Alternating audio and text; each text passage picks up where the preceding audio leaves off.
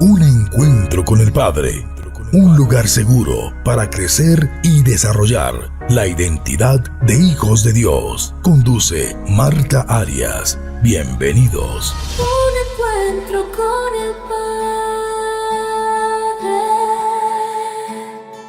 Con Marta Arias.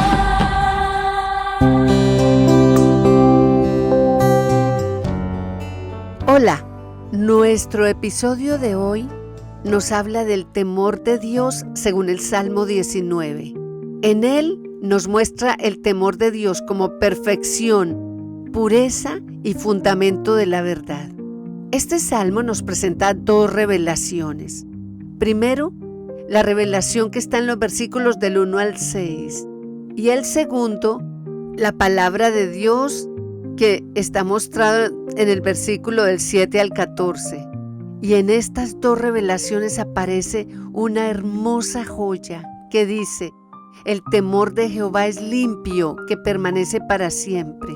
Recordemos que la palabra temor de Dios significa una reverencia profunda y reconocimiento de la grandeza de Dios. Cuando decimos que el temor de Dios es limpio, esta palabra quiere decir puro, sin mezcla, sin corrupción. David nos está diciendo en este pasaje que el temor de Dios no contamina, no nos esclaviza y no nos controla. No produce ningún tipo de manipulación espiritual. El temor santo, puro, limpia y purifica la vida de todos aquellos que lo buscamos. Y no es solo eso, sino que permanece para siempre.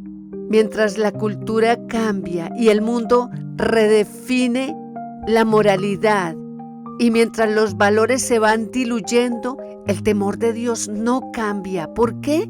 Porque es un principio eterno y no es cultural. El temor del Señor no envejece ni pasa de moda.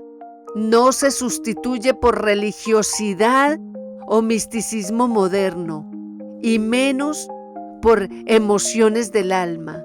Es una verdad permanente. El temor de Dios está ligado con su palabra, con sus mismas palabras, las que salieron de su boca cuando hizo la creación, cuando formó la tierra y la hizo de lo que no se veía. Por eso el Salmo 19 empieza diciendo: los cielos cuentan la gloria de Dios y el firmamento anuncia la obra de sus manos. Un día comparte al otro la noticia y una noche a la otra se lo hace saber, sin palabras, sin lenguaje, sin una voz perceptible. Por toda la tierra resuena su eco. Sus palabras llegan hasta los confines del mundo. Él ha plantado en los cielos un pabellón para el sol, y éste, como novio que sale de la cámara nupcial, se apresta, cual atleta, a recorrer el camino. Sale de un extremo de los cielos y en su recorrido llega al otro extremo, sin que nada se libre de su calor. Recordemos que el sol no solo nos da calor, sino también luz. Así que no existe nada oscuro que el sol no exponga. Las palabras de Dios crearon todo lo que existe, y con sus mismas palabras se sigue comprometiendo con nosotros. En el Salmo 33 nos dice: la palabra del Señor es justa, fieles son todas sus obras. El Señor ama la justicia y el derecho, llena está la tierra de su amor. Por la palabra del Señor fueron creadas los cielos, y con el soplo de su boca las estrellas. Él recoge en un cántaro el agua de los mares y junta en vasijas los océanos. Tema toda la tierra al Señor. Hónrenlo todos los pueblos del mundo, porque Él habló y todo fue creado. Dio una orden y todo quedó firme. El Señor frustra los planes de las naciones, desbarata los designios de los pueblos, pero los planes del Señor quedan firmes para siempre. Los designios de su mente son eternos.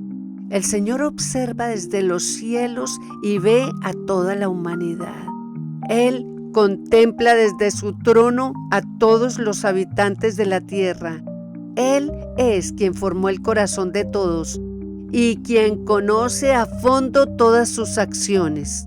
Y en la segunda parte de este salmo, del versículo 7 al 11, nos dice que el temor de Dios está rodeado por confesiones de la palabra que dicen: la ley del Señor es perfecta, que restaura.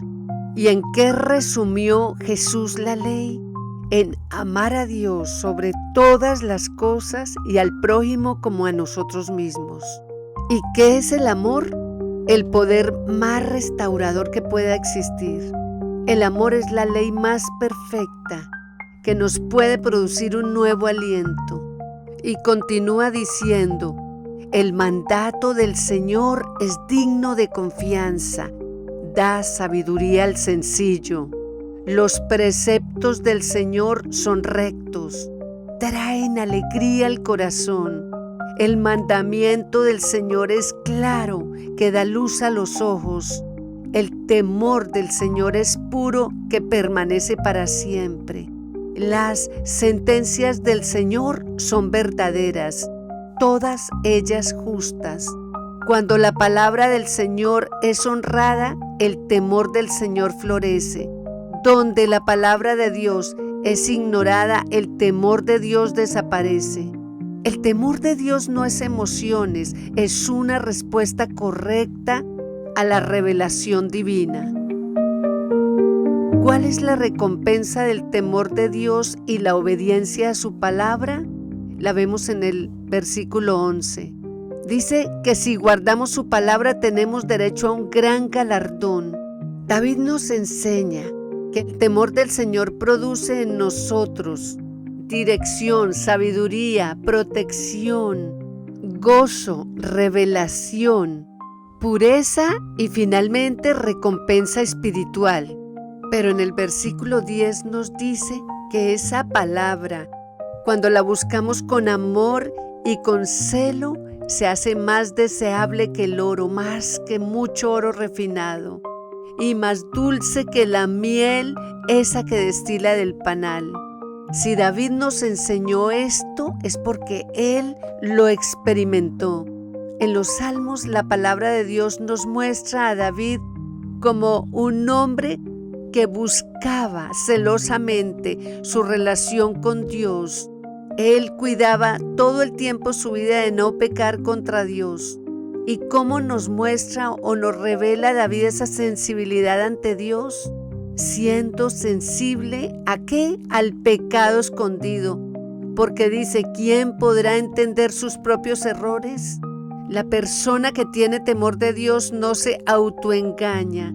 David le decía al Señor: perdóname, Señor, por aquellos pecados por los que no soy consciente, y libra además a tu siervo de pecar a sabiendas. No permitas que tales pecados me dominan, y así estaré libre de culpa y de multiplicar mis pecados.